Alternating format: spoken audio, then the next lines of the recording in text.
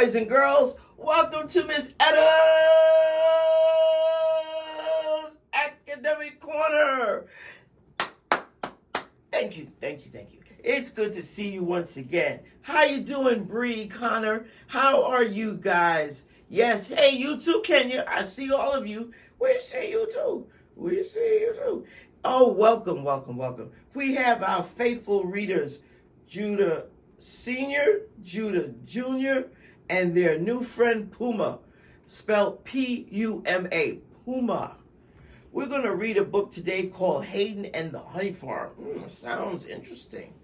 And as you can see, the color of the book is like a mustard yellow, right? So we're talking about honey, mustard yellow, and it has, it's soft, right? Remember, you got to check out the book. That's the front and the back. The back has the author in a picture along with the illustrator. And what did we say the author does, Judah Sr.? The author is the writer. And Judah Jr., what is the illustrator? The illustrator is the person that draws the pictures. Very good. And they put together several books. So who are they?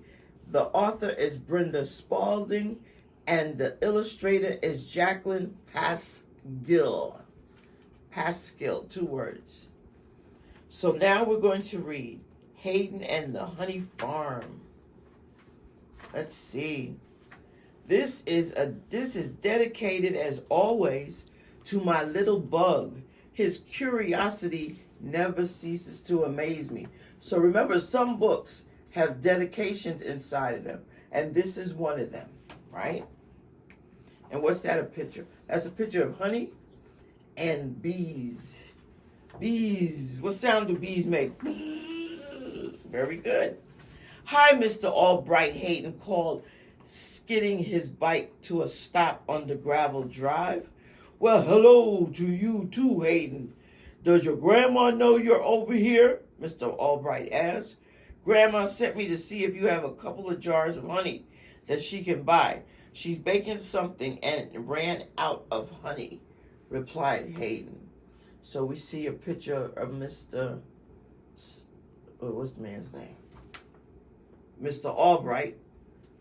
It's okay if you forget, just look back. Mr. Albright talking to Hayden. Well, make sure Grandma knows you're here. That's a good thing. Never go any place without your family knowing that you're here. Oh, Mr. Albright said. Mrs. Albright took the last jars. I had some wax candles over to Mr. McGregor's. Let's read this over. Oh my, Mr. Albright said. Mrs. Albright took the last jars I had and some wax candles over to Mr. McGregor's farm stand. That's okay. Maybe she can make something else, said Hayden, getting back on his bike. Not to worry. We'll just go ask the bees if we can have some from their hives. Ooh, Hayden is brave. Ask the bees, said Hayden, dropping his bike. Bees don't talk. How can we ask them for honey? Maybe Mr. Albright knows something that Hayden doesn't know. The bees talk. You just have to listen real hard, Mr. Albright told him. Come on, I'll show you. So Mr. Albright is saying that bees talk. Hayden followed Mr. Albright to the field behind his house. There he saw several rows of white boxes. These are my beehives. Each hive contains 1 queen bee and about 60,000 worker bees. That's a lot of bees. Do they ever get stung? Hayden asked. Do you ever get stung? Hayden asked. And a little afraid of getting too close to all these bees? That's a lot of bees. But you notice, 1 queen bee to about 60,000 worker bees. I did when I first started to keep bees, but I learned to talk to the bees and to be very gentle with them. Some I'll show you how we get the honey. As they walked, Hayden asked, Mr. Albright, do my bats ever eat your bees? Oh no, your bats fly at night while my bees are sleeping in their hive.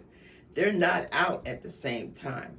Mr. Albright showed Hayden how to put on a beekeeper suit and helmet. Of course, it was much too big for him and dragged the ground. So, Mr. Albright had Hayden put on the suit because they're going around the bees and he doesn't want Hayden to get stung, right? First, we need to use a smoker to calm the bees. It also helps to move them away from the honey frames. Mr. Albright took what looked like a silver watering can and puffed smoke over the sides and top of the hive. Now we lift one of the frames out of the hive to get the honey. He lifted a wooden frame out of the hive and gently brushed the bees off. Then he took a knife and cut off the wax honeycomb the bees had attached to the frame. Mr. Albright placed the comb in a clean metal pail to catch the honey as it drained out. Finally, he placed the frame back in the hive and put the top back on. So that was the process or the procedure or the steps Mr. Albright had to do in order to get honey from the bees. Together they carried the pail back to the house. Hayden was amazed that the bees didn't seem to mind someone taking their honey. Don't the bees miss the honey and the honeycomb we took them from? That's a good question that Hayden asked. No, they just keep making more. We always leave them some and never take it all. Mr. Albright explained. Now we can get some clean jars and pour in the honey. That's really cool. So you leave the bees some honey so they can make more. Boys and girls, never go up to bees. Don't do that. Mr. Albright knows what he's doing because bees can sting. Hayden watched all the golden honey drip slowly into the jars. Mr. Albright even put a piece of the comb in each jar. Thank you, Mr. Albright, Hayden said, taking the jars and placing them carefully in the basket on his bike. So, took the pail, dripped the honey into the jars, and Hayden is bicycling away with 2 jars of honey. Grandma was very happy to have him and the honey home safe and gave him a great big hug. Grandma, I helped to get the honey for you. Mr. Albright showed me how. Do you think I can have a beehive of my own? Then we can have our very own honey from our very own honeybees. I wonder what Grandma's going to say to that. Let's turn the page and find out. I think you can, but you need to be a bit bigger. Good choice, Grandma. Keeping honeybees is a lot of work and not an easy job. How about you help me make some honeybee cookies? We can send some over to Mr. and Mrs. Albright to thank them for the honey. Hayden and Grandma made lots of cookies. When they were finished, they sat at the table, the kitchen table, trying a couple of the cookies with a glass of milk. Just to make sure they came out right, Grandma said. That's a good idea. When you make something for somebody, it's good to taste it, to see how it tastes before they taste it. Later, when Mom and Dad came home, Hayden told them all about his visit to Mr. Albright and how he helped to get the honey for the cookies. So he's telling his parents about his adventure for the day. So boys and girls, whatever you do in a day, always share it with your family. Don't let a day go by that you don't share it. Hayden sat on the porch deep in thought. Then he turned to his grandma and asked, Grandma, Mr. Albright said he can talk to the bees. That's why they don't sting him. Maybe someday I can learn to talk to the bees too. Oh, I know you will be my little bug.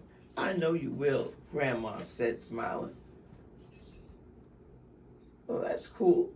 If one day he learns to talk to the bees like Mr. Hayden did.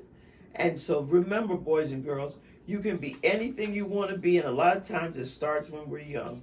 In the back of this particular book, it has a recipe about how to make the cookies. So, boys and girls, that was Hayden, and we just joined us. We thank you, and we'll see you next time.